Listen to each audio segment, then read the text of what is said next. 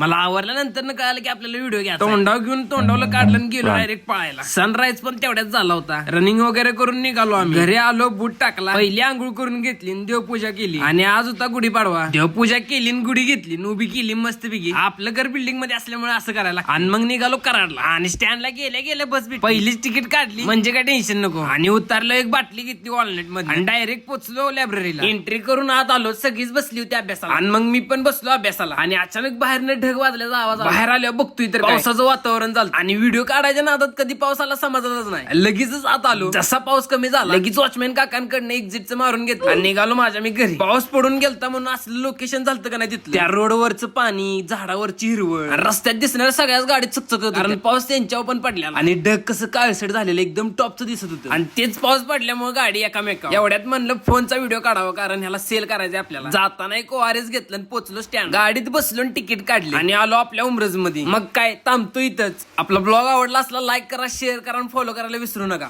Explore आश्रित.